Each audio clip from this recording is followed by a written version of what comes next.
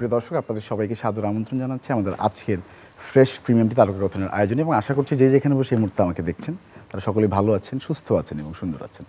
সুপ্রিয় দর্শক, ভাষার মাস এবং ভালোবাসার মাস, সেই সঙ্গে বইমেলা তো চলছেই। আশা করছি সবাই বইমেলায় যাবেন, প্ল্যান করছেন কিংবা অলরেডি গিয়েছেন পরিবারের সঙ্গে বা নিজের বন্ধুর সঙ্গে বা প্রিয়জনের সঙ্গে। এবং আজকের আলোচনায় আমাদের আমন্ত্রিত অতিথি, আজকে শুরুতেই বলেন যে আজকে আমাদের কি বলবো, আমাদের এই স্টুডিওর এনার্জি অনেক হাই, কারণ আজকে দুজন ইন্টেলেকচুয়াল মানুষ আমাদের সঙ্গে আছেন, আমার কাছে তো তাই মনে হয়, এবং তাদের প্রেজেন্স আসলে অনেক বেশি আনন্দদায়ক আমার জন্য, because I am very curious about movies specially. এবং চলছে আমার ভাষার চলচ্চিত্র 2025, অর্থাৎ 1431, এবং এটি কবে থেকে কবে চলবে সেই বিস্তারিত আলোচনা যাওয়ার আগে আমরা কে আছে, কী ফিল্ম দেখানো হবে সেগুলো নিয়ে আলোচনা করবো। কাদের সঙ্গে? আমাদের সঙ্গে রয়েছেন বরেণ্য নির্মাতা গিয়াসউদ্দিন সেলিম এবং শঙ্কু দাশগুপ্ত। দুটো নামই যথেষ্ট আসলে। Welcome to the studio. কেমন আছেন দাদা? ভালো ভালো, থ্যাংক ইউ। শঙ্কুদাকে অনেকদিন পরে আমরা মনে হয় পেলাম, এর আগে আমি যদিও পাইনি, আমি আপনাকে দেখেছি, আপনি ছিলেন আর কি। কেমন আছেন? সব মিলে কেমন চলছে আসলে? সিনেমা, নিজের জীবন, এভরিথিং। বইমেলাও আছে, ভাষার মাস আছে, ভালোবাসার ভ্যালেন্টাইন্স ডে গেল, সব মিলে কেমন চলছে? যেটা আমার কাছে যেটা মনে হয় যে আমরা সবাই বোধহয় খুব রেগে আছি আর কি। কেন কেন স্পেসিফিক? মানে রাস্তাঘাটে যখন চলাফেরা করি, জি, সবাই খুবই উত্তেজিত আছি, হোয়াট এভার ইট ইজ, যে কোনো কারণে হোক। তো আরও একটু শান্তি আসুক আর কি, এরকম একটা আমরা একটু সেলিব্রেটিং করছি আর কি। সম্প্রদায় কেমন যাচ্ছে? হ্যাঁ, যেরকম চলছে আর কি, মানে সব কিছু মিলেই এক ধরনের ইনস্টেবিলিটি তো আছেই আর কি। আমাদের পলিটিক্যালি বলি বা আমাদের সোশিও ইকোনমিক কনটেক্সটে বলি, so looking for the stability আর কি। সো যেটাতে আমরা আসলে, যেহেতু আমরা শিল্প সাহিত্য বা এই ধরনের কাজের সাথে ইনভলভ, সো সেখানে আমার মনে হয় যে স্টেট অফ মাইন্ড বা একটা peaceful state of mind is very important, right, ensure করা। এবং what ever it is, situation তো সবসময় নির্মাতাকে আসলে প্রভাবিত করে একটা সিনেমা বানানোর জন্য বা প্লটের জন্য। তো সিনেমা তো সবসময় থাকবে, এক্সিস্ট করবেই, যে কোনো সময় হোক। এবং সম্প্রতি রেইনবো ফেস্টিভ্যাল হয়ে গেল, সেখানে আপনার প্রিয় মালতী গিয়েছে, সেখানকার অভিজ্ঞতা যদি একটু বলেন, কেমন ছিল আসলে? এটা আমাদের বাংলাদেশে তো ঢাকা ইন্টারন্যাশনাল ফিল্ম ফেস্টিভ্যাল আর কি। সো এর আগে তো আমরা যেহেতু বাইরের ফেস্টিভ্যালে পার্টিসিপেট করেছি, সো ঢাকায় আমাদের এটাই, মানে বাংলাদেশে এটাই আমাদের প্রথম পার্টিসিপেশন কোনো একটা ফেস্টিভ্যালে আর কি। সো এবং তাতে প্রিয় মালতী সেরা চলচ্চিত্র পুরস্কার পায় ফিপ্রেস্কি জুরিদের দ্বারা। সো এটা একটা বড় অনুভূতি। আর সবচেয়ে বড় অনুভূতি ছিল যে যেদিন আমাদের শো ছিল, সেদিন আমরা দেখলাম যে শাহবাগ পর্যন্ত মানুষের লাইন আর কি। সো ওইটা নিজে এক্সপেরিয়েন্স করাটা ওয়াজ কাইন্ড অফ আ সারিয়াল আর কি। সো ওই জায়গা থেকে বেশ ভালো রেসপন্স সব মিলে আর কি। আর পুরস্কার প্রাপ্তি তো আসলে যে কোনো কিছুতেই একটা অন্য মাত্রা যোগ করে। পুরস্কার পেতে কেমন লাগে আসলে? মানে জেনুইনলি ভালোই তো লাগে। কাজল রেখার কথা যদি বলি, কাজল রেখা ইজ কি বলবো, সম্প্রতি নটরডেম থেকে ঘুরেও আসলে ইনফ্যাক্ট। এবং Kajal Rekha is a periodic film, it's a wonderful film all together. এক্সপিরিয়েন্সটা কেমন ছিল আসলে এই যে ঘুরে গেলেন?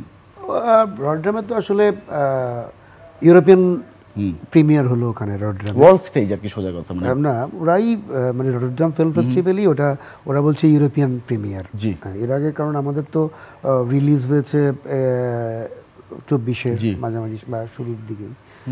তো দেন আমরা লাইমলাইট সেকশনে ছিলাম, যেহেতু আমাদের আগে রিলিজ হয়ে গেছে। তো ইউরোপিয়ান প্রিমিয়ার হলো, আর 2টা সেশনে প্রশ্ন উত্তর পর্ব ছিল, প্রায় 5টা শো ওখানে হলো। এবং ইউরোপিয়ান অডিয়েন্স আর খুব অল্প বাঙালি থাকে, ওরাও এসেছিলেন প্রবাসী আর কি, আশেপাশের দেশ থেকেও, জার্মান থেকে গেছেন, বেলজিয়াম থেকে গেছেন, অনেক বড়। এই ছবি দেখতেই গেছে ওরা। তো দেন রেসপন্স অদ্ভুত, যে আমার বাংলাদেশের অডিয়েন্স যে জায়গায় যেমন করে রেসপন্স করেছিল, আমি বলবো তার থেকে বাড়া রেসপন্স ওখানে আর কি। হ্যাঁ, এবং একটা 2টা ইনসিডেন্টের কথা মনে পড়ে আমার। একটা হচ্ছে যে একজন ইতালিয়ান ফিল্ম মেকার, সাদিয়া ওই শোতে ছিল। তো ওর শো শেষে বলছে যে ও কেঁদে ফেলছে। আমি বললাম যে কেন ভাই? সাদিয়াকে বলছিল, সাদিয়াকে হাত ধরে রাখছে। কেন? বললো যে ওকে যখন বনবাসে দিচ্ছে, তো দেন মিউজিকটা ওর খুব হার্ট টাচ করেছে আর কি। হয় কিন্তু হয় কিন্তু এইটা একটা। আর আরেকটা ইন্টারেস্টিং লাস্ট শো, খুবই একদম ফুল হাউস, অল আর ইউরোপিয়ান, ওখানে, বাহ। অল্প কয়জন বাঙালি, 4জন 5জন, পরে আমার সাথে তাদের কথা হয়েছে। তো দেন একটা জায়গায় আছে যে রাজ, ওই আসে তোমার স্বামী, রাজ আসতেছে আর পুরা মানে হিরো আসতেছে, পুরা অডিয়েন্স হই করে উঠলো। এরপরে ও তো অজ্ঞানে পড়ে যায়, পুরা অডিয়েন্স উপস। একসাথে বসে শোনা নির্মাতা হিসেবে সেটা একটা অন্যরকম নাইস। মানে এটা ওরা তো আমার কাছে, ওর কাছে সংসদে কথা বলছিলাম যে ফিল্মের ল্যাঙ্গুয়েজ আসলে ইউনিভার্সাল, ওটার জন্য ভাষা কোনো বাধা হয়ে দাঁড়ায় না। রাইট। এবং সেলিম ভাই একটু জিজ্ঞেস করি যে এই যে আমাদের একটা প্লটকে ওখানে দেখানো, এটা তো একটা ভীতিকর অবস্থা মনে হয় আমার কাছে। নির্মাতার জায়গাতে আপনার নার্ভাস লাগেনি যে আমাদের একটি গল্প আমরা দেখাচ্ছি সেখানে, পরে নিশ্চয়ই রেসপন্সটা অনেক অন্যরকম ছিল, সারপ্রাইজিং ছিল? না, আমি কোনো নার্ভাস ছিলাম না, আমি কিউরিয়াস ছিলাম যে অডিয়েন্স কেমন করে, আর কয়জন অডিয়েন্স আসে।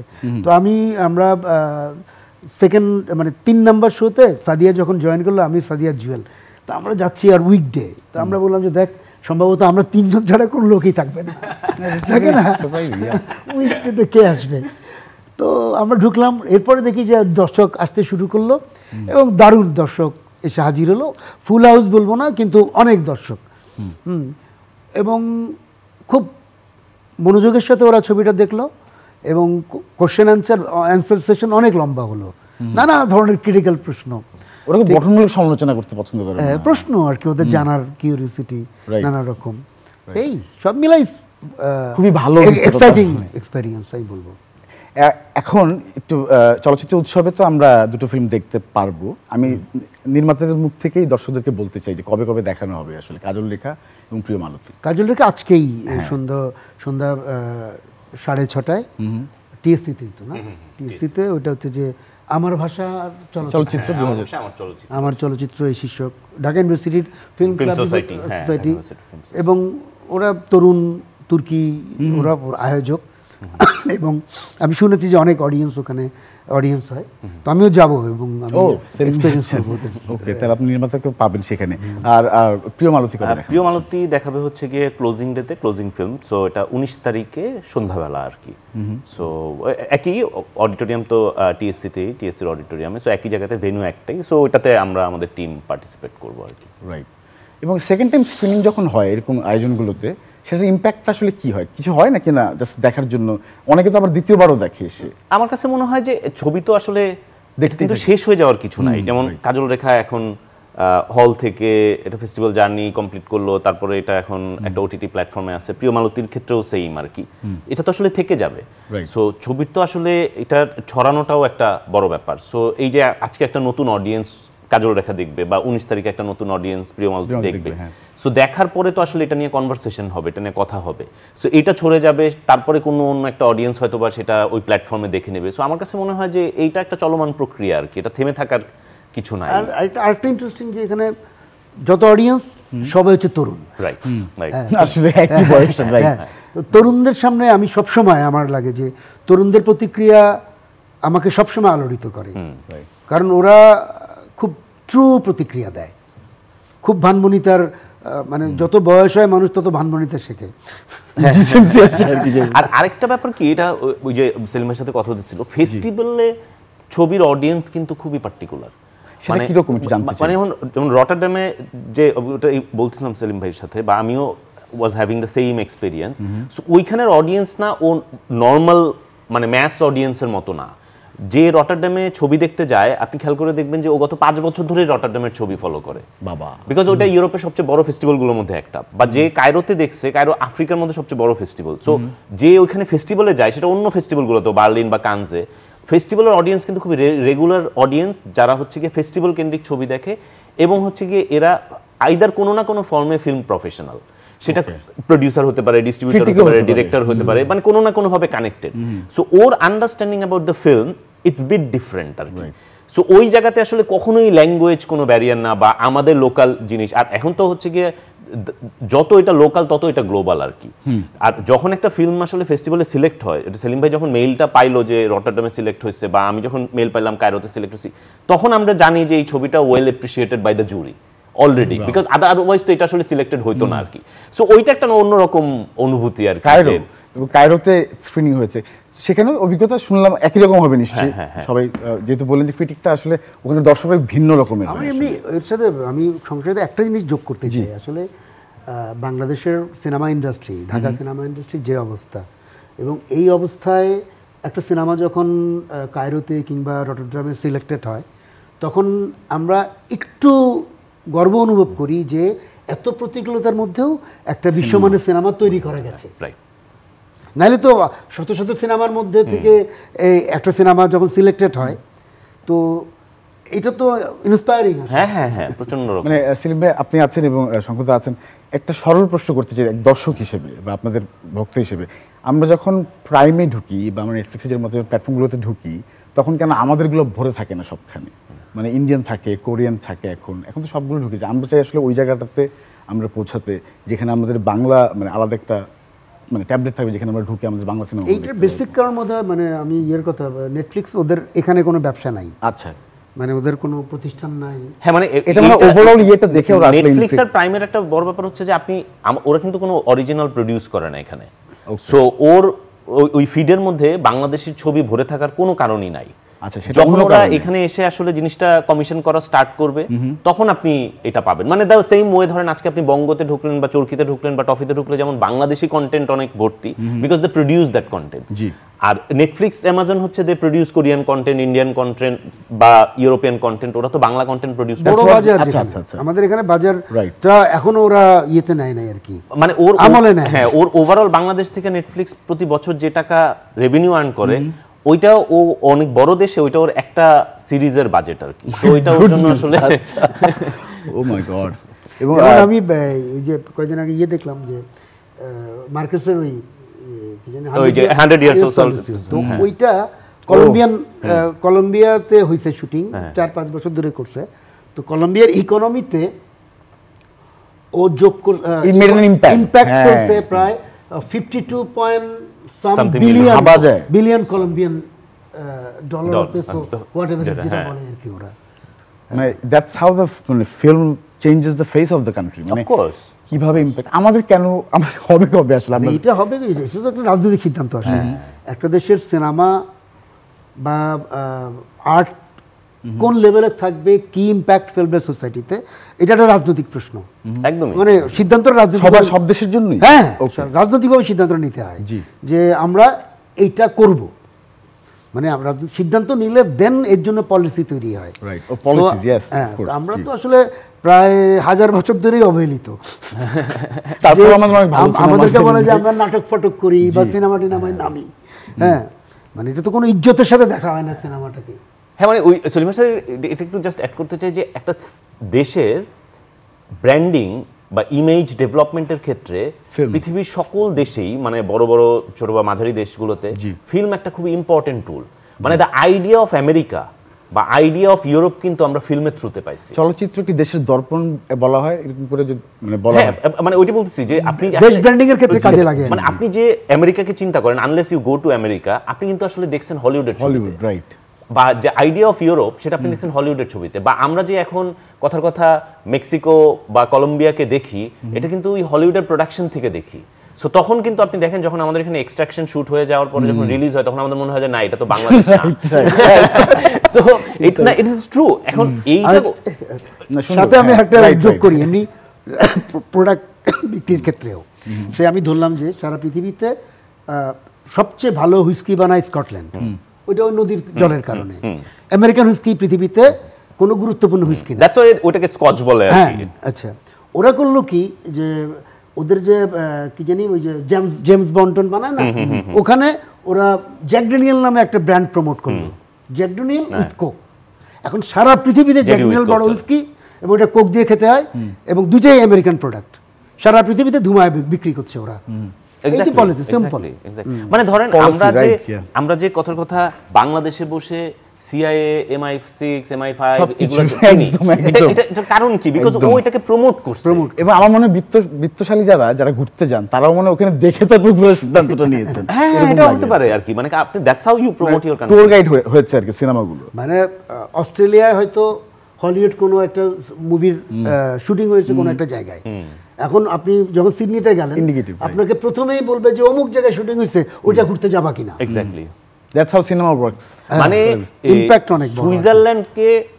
সুইজারল্যান্ডে কিন্তু ইয়াশ চোপড়াকে হচ্ছে গিয়ে ওরা লাইফ টাইম দিয়ে দিছে অ্যাচিভমেন্ট দেবো না, ওটা হচ্ছে যে ওটাকে কি বলে একটা ওই যে ভিসা আর কি, যেটা মানে চাবি আর কি। ওকে ওকে বিকজ ও যত পরিমাণ হিন্দি ছবিতে ওর ছবিতে ও গান সুইজারল্যান্ডে Shoot শুট করছে। করছে, Right, সুইজারল্যান্ড মানুষ চিনছে ওইটার কারণে। এবং আপনি ধরেন আমি কারেতো যাওয়ার পরে আমাকে জর্ডান ফিল্ম কমিশনের লোকজন এসে বলতেছে যে why don't you guys shoot at Jordan. আমি বলছি যে আমাদের তো এরকম প্রজেক্ট লাগবে, বলছি you will get 40% rebate if you shoot at Jordan. My God. So এখন ওইটা তো আমাদের এখানে তো ওই ফিল্ম কমিশন থাকতে হবে, আমার এখানে কান্ট্রিকে প্রমোট করার ওই পলিসি থাকতে হবে। কালচারালি সাউন্ড মানুষজন কেন থাকতে হবে আসলে, কি কারণে? হ্যাঁ সত্যি সত্যি আমাদের পলিসি, মানে আমাদের ধরেন 150 কিলোমিটার লম্বা বিচ আছে, for what use? But shooting মানে ম্যানগ্রোভ আছে বা পাহাড় পর্বত আছে, মানে এটাকে তো প্রমোট করার একটা, ওই যে সেলিম ভাই যেটা বললো, যেটা একটা পলিটিক্যাল ডিসিশন। পলিটিশিয়ান যে ক্যামেরা। এনিওয়েজ তারপর আমরা অনেক ভালো ভালো সিনেমাতে পাচ্ছি এবং অনেক দর্শকদের নিশ্চয়ই কৌতূহল এই মুহূর্তেই তৈরি হয়েছে যে এরপরে আসলে কি সেলিম ভাইয়ের কি, শঙ্কর দাশগুপ্তের কি মানে আসছে আমাদের জন্য আর কি। আমি আরেকটা স্ক্রিপ্ট শেষ করেছি, ওইটার প্রসেস চলতেছে, সময় হলে আমরা দর্শককে আজকে জানাবো। বলতেছেন না কিছু, তাই তো? আচ্ছা মানে আমাদের periodic এমন এক কি? অনিশ্চয়তার মধ্যে থাকি আমরা, মানে আমাদের ইন্ডাস্ট্রি এমন এক অনিশ্চিত ইন্ডাস্ট্রি যে কোনো কিছু আমরা হয়তো হ্যাঁ এটা কনফার্ম এটা হচ্ছে, কিন্তু 2 দিন পর এটা হবে না। মানে তবে আমি বিশ্বাস করি যে এইসব আনসার্টেনিটিস গুলোই তো আপনাকে তৈরি করেছে, আমাদের একটা সেলিম ভাই গিফট করেছে, মানে এগুলো থেকে তো আপনি তৈরি কিন্তু একটা হয়েছেন। টাইম পরে এটা প্রেসারও লাগে।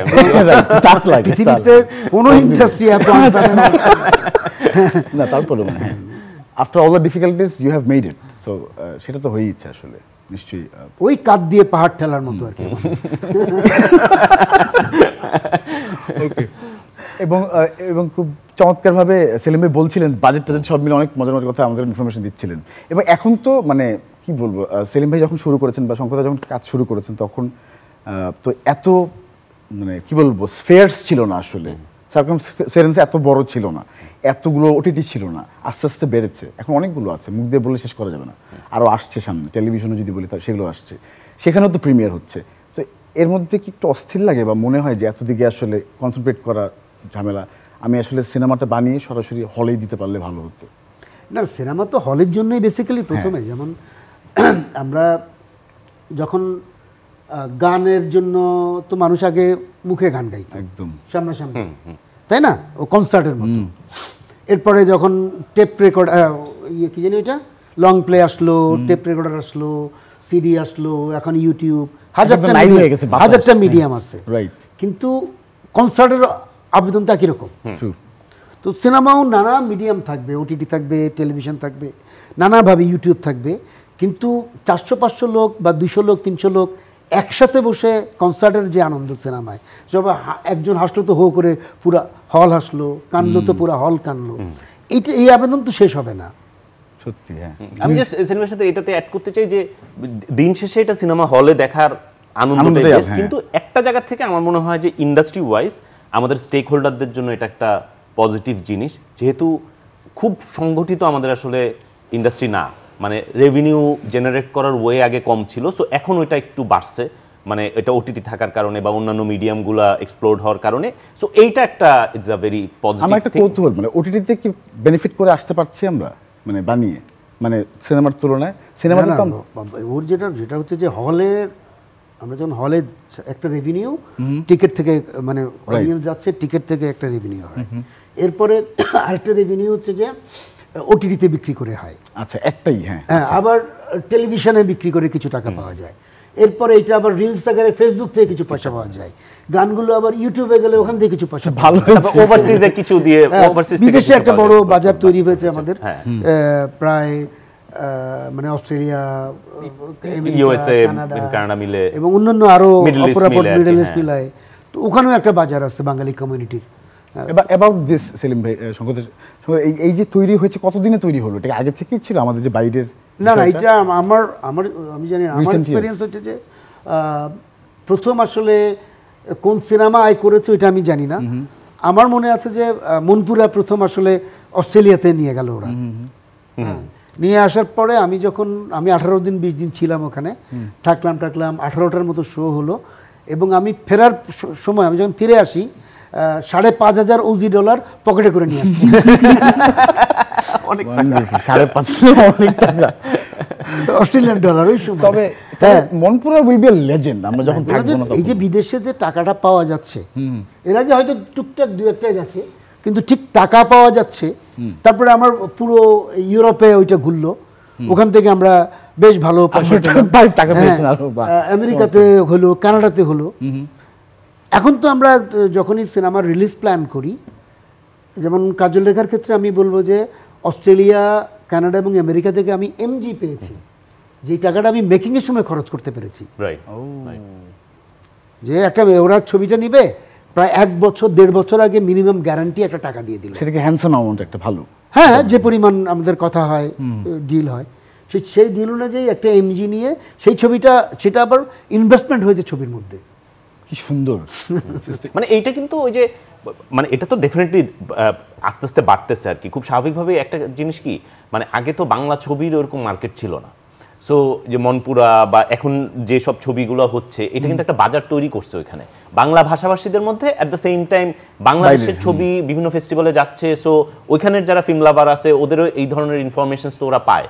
সো ওই জায়গা থেকে তো আসলে ছবি দেখার একটা তাগিদ তৈরি হচ্ছে। প্লাস হচ্ছে যে আমাদের হচ্ছে নাম্বার অফ মানে পিপলও তো আসলে ওইসব দেশে বাড়তেছে। যদি 5 বছর আগে ওইটা 5 জন ছিল, এখন হয়তো এটা 15 জন আর কি। সো ওইটা একটা বড় মার্কেট আমার মনে হয় যে এটা জেনারেট করতেছে। আর যারা প্রবাসে থাকে ওরা বাংলাদেশকে বড় স্ক্রিনে দেখার জন্য অস্থির থাকে, গান শুনলে কেঁদে দেয়, মানে আই হ্যাভ সিন ইট, মানে এত আবেগী হয়ে যায় ওনারা। এটা আসলে এটা বোঝা যায়, আসলে ফিল করতে পারবো না হয়তো, বাট বুঝি কেন আসলে দূরে থাকলে কেমন লাগে, আসলে একটা বাংলা গান কানে গেলে কেমন লাগে। তো সেই সময় তারা বলেও আসলে এইভাবে, যখন অনলাইনে ইনবক্সে দেখি আমরা, মানে এই গানটা একটু গেয়ে যদি শোনা। আমার একটা ছোট্ট এক্সপিরিয়েন্স এই কয়দিনে, যখন 12-13 দিন দেশের বাইরে ছিলাম, তো দেশে থাকলে দেশের খবর টবর নিয়ে অত টেনশন করি, কিন্তু এই 12 দিনে খুবই টেনশন। আসার তাগিদটা শুরু হয়ে যায়। মানে ট্রু, এটা দেশের বাইরে গেলে আসলে কেমন লাগে সেলিমে, যখন মানে 7 দিন পরে কি মনে হয় না আর ভালো লাগছে না, এরকম লাগে? আমি আমার হোমসিক শুরু হয় 20-22 দিন পর থেকে, মানে 18-20 দিন পর্যন্ত ইজ ফাইন। তারপর থেকে যে আসলে ঢাকায় কখন আসবো, কাচ্চি বিরিয়ানি খাবো, শহরেই যাবো, আসলে বিরিয়ানি খাবো। মানে এই শহর, মানে ধরো ইউরোপের একটা ছিমছাম শহর, কি অস্ট্রেলিয়ার একটা ছিমছাম শহর, 8-10 দিন 15 দিন 20 দিন, এরপরে আসলে ঢাকার এই জ্যাম আমাদেরকে টানতে থাকে। আরেকটা বিষয় হয় কি, আমরা আমাদের লাইফ কিন্তু অনেক ফাস্ট মুভিং ঢাকা শহরে আর কি, আমরা কিন্তু অনেক কিছুর মধ্যে থাকি। মানে আজকে এই তারকা কথন, কালকে একটু পরে গিয়ে একটা পিপিএম, একটা মিটিং, এই অনেক কিছু। ইউরোপ বা অন্যান্য দেশের লাইফ কিন্তু একটু লেট ব্যাক। সো ঢাকা ছেড়ে আপনি খুব বেশি দিন থাকা যায় না, বিকজ একটা ফোমো হয়, কারণ এত কিছু আপনি ছেড়ে কিভাবে থাকবেন আর কি। মানে দিনের মধ্যে আপনি হ্যাঁ, মানে না, আপনি দিনের মধ্যে 2টা কাজ করলে ওইটা মিস করতে পারেন, আপনি দিনের মধ্যে কাজ করেন 20টা। সো আপনি কিন্তু বিদেশে যাওয়া মানে হচ্ছে আপনি 20টা কাজকে মিস করতেছেন আর কি। সো এইটা একটা আমার মনে হয় যে একটা বিষয় কাজ করে, আর এত ডিসিপ্লিন, অস্থির, মানে ময়লা ফেলবো পরিষ্কার তো আসলে কিভাবে ফেলবো, এরকম আর কি। Wonderful, thank you for sharing all this. এবং শেষে একটু জিজ্ঞেস করতে যে বাইরে গিয়ে সেলিম ভাই একটু একদম ভিতর থেকে বলবেন, যে অন্তর থেকে যখন বাইরে গিয়ে যখন বাংলাদেশকে রিপ্রেজেন্ট করেন, একটা অলিম্পিয়াডের অনুভূতি হয়তো আমরা শুনেছি, বা একটা খেলোয়াড়ের শুনেছি, একটা নির্মাতা আসলে কেমন ফিল করে? আমার যেমন এবারের যেটা হলো, যে আমি যেটা বেসিকলি, মানে বেসিক ফিলিং যেটা হয়েছে, যে ওখানে বাঙালি কমিউনিটি যারা ছিল, ওরা যে ওদের বন্ধুদেরকে নিয়ে আসছে এই ছবিটা দেখানোর জন্য, এবং দেখার পর ওই বাঙালি কমিউনিটি, ওই ভদ্রলোক আর ভদ্র মহিলা, ওনার অনুভূতি ছিল যে আপনি আমাদেরকে প্রাউড করেছেন, যে ওর বন্ধুরা খুব পছন্দ করেছে। এইটা আমার অনেক অন্যরকম লেগেছে, যে মানে আমি একটা বাংলাদেশি সিনেমা দেখানোর জন্য আমার একটা বিদেশি বন্ধুকে নিয়ে আসছি, এবং আমার বন্ধুটা এটা পছন্দ করেছে খুবই, এই জন্য ওর সিনেমা নিয়ে খুবই গর্বিত, ওর মধ্যে একটা সেন্স অফ প্রাইড কাজ করে আর কি।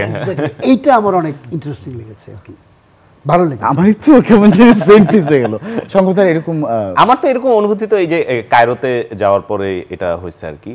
সো এইটা হচ্ছে কি, আমরা একটা মাস্টার ক্লাস অ্যাটেন্ড করতেছিলাম আর কি, তো এক অস্কার উইনিং ফিল্ম মেকারের, সে আমাদের জুরি প্রেসিডেন্ট ছিল। তো এরকম ওই মাস্টার ক্লাসের মধ্যে হঠাৎ করে ও বাংলাদেশের কথা বলছে আর কি। তো তখন আমার একটু অবাক লাগছে যে কি নিয়ে বাংলাদেশ নিয়ে কি বলছে। তো তখনও বলতেছিল যে I have recently watch 2 films, one is a Bangladeshi film and one is a Japanese film. So I like both the film. বাংলাদেশের ফিল্মটা is loud because Bangladesh is very loud, আর জাপানিজ ফিল্মটা is very quiet because Japan is very quiet আর কি। তো তারপরে এটা শোনার পরে যে এখন আমি তো যখন জানি না কোন ছবি নিয়ে কথাটা বলছে, আমি ভাবছি যে আরো মানে থাকে না যে সমসাময়িক তো অনেক ছবি গেছে আর কি, সেটা নেওয়া হতে পারে। তো পরে যখন আমি দৌড়ে গিয়ে বললাম যে I am film maker from Bangladesh, তো বলো hi hi have you seen that Bangladeshi film which is running in the festival? So I said I am that film maker আর কি। ওই কথা বলেছে, আচ্ছা wonderful. So that was very interesting আর কি। Yes, we are allowed. We are okay with that, no problem. Thank you very much, Shankar এবং সেলিম ভাই। আমরা অপেক্ষায় থাকলাম আপনাদের কাজের জন্য, এবং স্ক্রিনিং যেটি হচ্ছে আজকে এবং প্রিয় মালতী সেটি নিশ্চয়ই ভালোভাবে সবাই দেখবে, খুব আনন্দ করবে, বাংলাদেশেও তাই। এবং আপনারা ভালো থাকবেন, আপনারা সবসময় প্রাউড করবেন নিজের কাজ নিয়ে, সেটাই আমাদের চাওয়া থাকবে আসলে সবখানে, বিশ্বের সবখানে আমাদের বাংলা ছবিকে নিয়ে। প্রিয় দর্শক, আজকের মতো বিদায় নিচ্ছি। সবাই ভালো থাকবেন এবং বাংলা ছবিকে বেশি বেশি প্রমোট করবেন আসলে। খোদা হাফেজ।